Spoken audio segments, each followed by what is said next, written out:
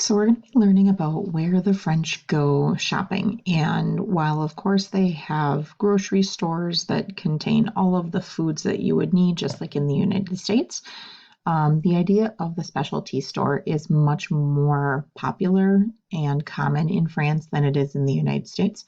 So we're going to start out by learning about some of the specialty stores that you would see in France, and then just a couple of typical food items that you would be able to get at each store. Okay, so we're going to focus on pronunciation and just getting the explanation. Don't worry about filling out your vocab sheet as we go through this. Alors, répétez une boulangerie. La boulangerie. A boulangerie is a bakery. À la boulangerie, on achète. At the bakery, one buys. Répétez, du pain. Le pain. Un croissant. Le croissant. Une baguette. La baguette. Un pain au chocolat. Le pain au chocolat. So pain is the generic word for bread.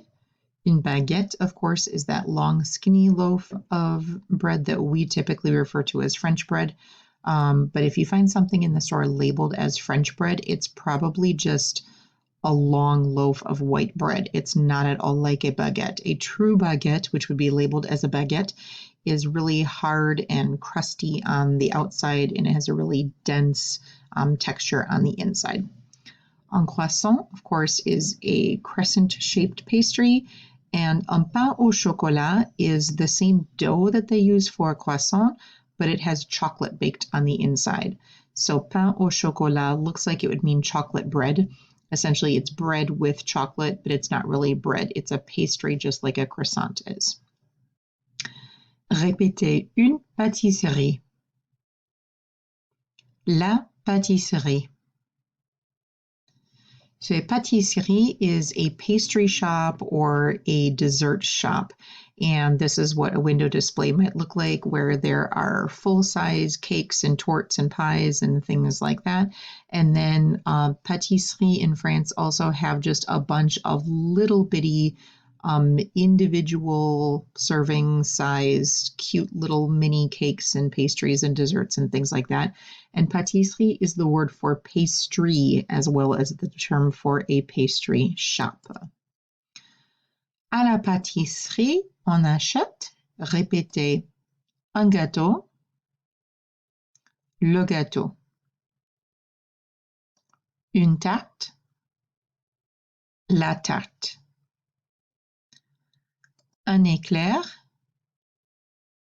l'éclair, un millefeuille, le millefeuille. So un gâteau obviously is a cake. When you're giving flavors of things in French, the flavor always goes after. So if we wanted to say that this is a chocolate cake, we would say un gâteau au chocolat. Une tarte is a pie, and again, flavors go after. So if we wanted to say that this was a strawberry pie, we would say une tarte aux fraises, A-U-X in this case, because fraise would be plural. Une tarte aux fraises, a strawberry pie. An éclair, éclair is actually the word for lightning, but an éclair as a dessert is kind of similar to a donut a little bit. An éclair specifically has a custard filling and icing on top. And a millefeuille is something that you probably have not heard of because it's not really common in the United States, but it is just the most amazing thing in the world because millefeuille, mille is 1,000, and feuille means like sheets or layers. So you learn the phrase une feuille de papier, a piece of paper. So feuille is like a sheet. And so what you have in a millefeuille is this bottom layer, like multiple layers of puff pastry, then a layer of custard, then another layer of puff pastry, then another layer of custard, then another layer of puff pastry, and then a little layer of icing along the top. And it's absolutely amazing. The only problem with millefeuille is they are an absolute disaster to eat, because as soon as you bite down on this, because this is like a solid 4 to 6 at least bites to finish this whole thing.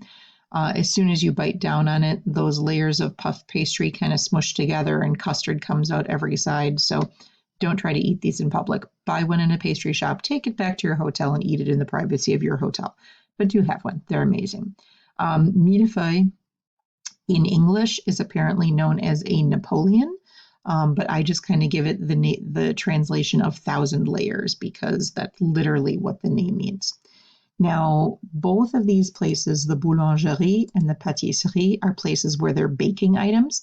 So quite often you will find a combined hyphenated boulangerie-pâtisserie that has bread and it has desserts. But you will also find specialty shops that do just one or the other. Alors, répétez une crèmerie. La crèmerie. Now, what you see here actually could represent a fromagerie, which would be just a specialty cheese shop, but a crèmerie is a little bit more broad. À la crèmerie, on achète, répétez, du lait, le lait, du beurre, le beurre, du fromage, le fromage, un œuf, l'œuf, des œufs, les œufs. So crèmerie is a dairy store, and this is something that is becoming less and less common, but it used to be that people would buy their milk and their cheese and their butter and things like that at a dairy store. Now, you can certainly still find specialty cheese shops, and they might be labeled as a crèmerie because they might have other dairy products in them. But a lot of this stuff, most people are probably just getting at the grocery store. One little pronunciation thing I want to mention when we get down here with eggs. Now, yes, I know eggs are not a dairy product, but if you think about even at the regular grocery store, where do you find the eggs? You find it right by the milk and the butter in that same area. So for whatever reason, we group eggs with dairy products. In the singular form of the word egg, we hear un œuf, and we pronounce that F at the end of the word. In the plural form, we're going to be doing the liaison here. We're going to hear des œufs or les œufs, but we're not pronouncing the F at the end of that word. So that particular sound goes away in the plural. Normally we know that we don't pronounce an S on a plural form, but in this case also the F that we hear in the singular, we do not hear it in the plural form of that word. Répétez une boucherie, la boucherie. La boucherie is a butcher's shop. À la boucherie, on achète, répétez, de la viande, du poulet, le poulet, du bœuf, le bœuf, de l'agneau, l'agneau. So viande is just the general category of meat. Poulet, I think we know, is chicken. Bœuf is beef. And l'agneau is lamb. So this is not a very commonly eaten meat in the United States, but it is much more common in France. Now, similar to a boucherie, we also have une charcuterie. Répétez, une charcuterie. La charcuterie. Now, when you look at the charcuterie, what you will probably notice, what is most visible, is all of the sausage that is hanging up here while that is curing. And what a charcuterie is it's also a meat shop, but rather than a boucherie that specializes typically in red meat and just like raw cuts of meat, a charcuterie specializes usually in pork and in meat that has somehow been processed. Something has happened to it. It's been smoked, it's been made into sausage, it's sliced and ready to put on sandwiches, something like that. So think about what you would get at like the deli counter at festival, for example, and that is closer to what you would get at a charcuterie. The term charcuterie in English, the translation for it is delicatessen, which is where we get the word deli from.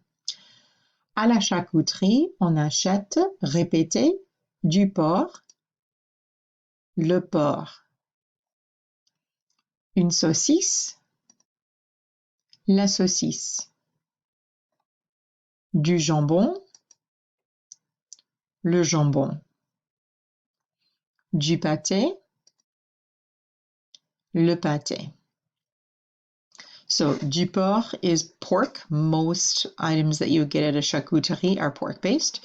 Une saucisse is a sausage. Saucisse is very close to the word saucisson that you may have learned last year. They both mean sausage. The difference is that saucisson is like a larger sausage that you might put on a sandwich. So think of like summer sausage, whereas une saucisse is more like a kielbasa or something like that, that is like more of a long, skinny tube type of sausage that you would cut up and eat as is. Jambon, I think we learned, is ham. You may not be familiar with this. This is pâté. Pâté is a meat spread. Okay, it's not exactly like meatloaf. I know it does kind of look like meatloaf, but it's not served warm. It's served cold. It actually has a very creamy, spreadable texture, and I know that the idea of spreadable meat sounds absolutely disgusting. I'm with you, but it's actually really good. And I'm a super picky eater, but if you have good pâté, it's delicious. The way that you eat this is typically as an appetizer. You spread it on bread. So if you're given the chance to try pâté at some point in time, I know it looks weird. I know the idea of spreadable meat sounds kind of gross. The closest equivalent we have in the United States that I'm aware of is Braunschweiger, which is a type of like spreadable meat. But this is way better than Braunschweiger. So pâté is basically a meat spread. The word pâté, if you take words that have a circumflex in them, replace that circumflex with an S coming after it, it kind of looks like the word paste. So like a meat paste, a meat spread is what that is. Now, the same way that I had mentioned before that it is quite common to find a combination boulangerie-pâtisserie, it is also quite common in France to find a combination boucherie-charcuterie, where they have like the raw cuts of meat, but they also have like the sausage and the pork products and those types of things as well. This, however, is generally separate from that, although you could find it all together. Répétez une poissonnerie. La poissonnerie. So a poissonnerie would be like a fish shop or a fish market. And being that half of France's borders are oceans or seas, seafood is a very important product there. À la poissonnerie, on achète, répétez, un poisson, le poisson, une crevette, la crevette, un homard, le homard, un crabe, le crabe. So poisson, of course, we already know means fish. Crabe, we can figure out is crab. Crevette is the term for shrimp. And homard is lobster. Répétez une épicerie, l'épicerie. Now, an épicerie is essentially a small grocery store. We used to refer to this as like a dry goods store. It's essentially where you could get all of your other products besides the fresh things. So an épicerie generally does not carry meat, does not carry dairy products. Maybe they would have a very limited supply of absolute staples. Probably not fruits and vegetables, like they might have a small selection. But this is where you go to get all of your boxed and canned and jarred and bottled items. Think about when you go to the grocery store, everything that's on the outside, like the produce, the deli, the frozen, the bakery, all of that stuff, there are specialty stores for that. Everything that's in the middle of the grocery stores, just in the regular aisles, those are the type of products that you could get at an épicerie. So some of the basic staple items that you might purchase there. À l'épicerie, on achète, répétez, de la confiture,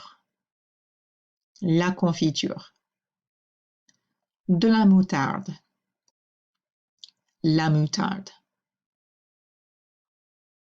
de l'huile,